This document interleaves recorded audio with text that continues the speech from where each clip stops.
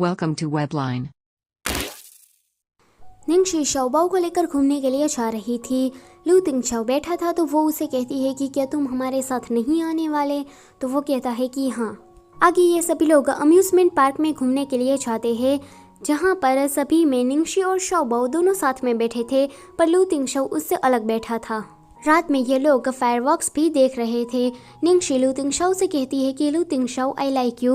लू तिंगशाओ शाओबाओ की आंखें बंद कर देता है और निंगशी को किस करता है।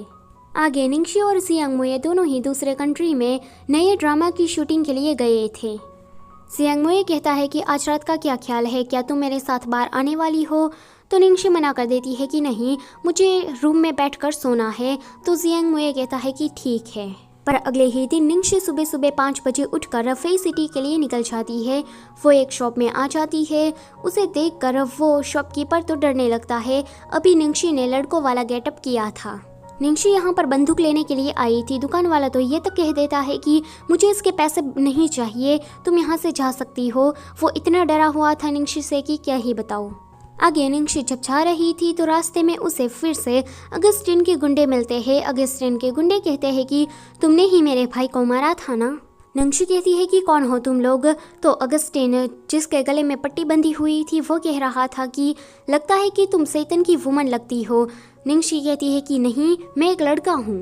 अगस्टिन निंगशी को कहता है कि जल्दी से उस गन को नीचे रखो, तो निंगशी नीचे रख देती है। अगस्टिन कहता है कि तुम्हारी ही वजह से उसने मेरा कान काट लिया था, अब देखना मैं तुम्हारे साथ क्या करता हूँ। निंगशी गन निकाल देती है और उस पर फायरिंग करने वाली थी, पर अगस्टिन के गुंडे उस पर हावी हो जाते हैं। निंगशी को तो पैर में चोट भी लग जाती है। अगस्टिन की नीयत बिल्कुल भी अच्छी नहीं थी। वो निंगशी के पास जाकर उसके बाल खोल देता है और कहता है कि अच्छा, तो तुम तो सच में एक लड़की ही हो, क्या तुम मेरे साथ एक रात सोना पसंद करोगी? तभी ही वहाँ पर सैतन के गुंडे आ जाते हैं। अगस्टिन, जो कि कब से हवा में उड़ रहा था, अब तो उसकी टाइटें फिश होने वाली थी, क्योंकि ऊपर बहुत सारे हेलीकॉप्टर्स आ रहे थे एंड उस हेलीकॉप्टर्स में से तांगे और थर्ड सिस्टर बाहर निकलते हैं। वहाँ पर एक महंगी कार आती है। तांगे उसका दरवाज़ा खोलने के लिए जाता है एंड उसमें से सैतन बाहर निकलता है। अगस्टिन पहले से ही डरा हुआ था, पर सैतन को देखकर वो और ज़्यादा डर जाता है। वो उसे कहता है कि देखो सैतन, हमारे अच्छे रिश्ते हैं ना। पर सैतन वो उसे इग्नोर करता हुआ सीधा निंगशी के पास चला जाता है। वो कहता है कि हनी, तुम ठीक तो हो ना? क्या तुमने मुझे याद किया?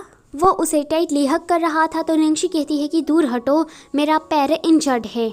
ये सुनकर सैतन उसे उठा कर ले जाने लगता है। वो उसे अपनी कार में बिठा लेता है। ये नज़ारा देखकर थर्ड सिस्टर कहती है कि इसलिए निंगशी किसी और को डेट कर रही है, क्योंकि सैतन का EQ लेवल बहुत ही ज़्यादा कम है। तांगी कहता है कि हाँ, तुमने ठीक कहा, वो एक नंबर का गधा है।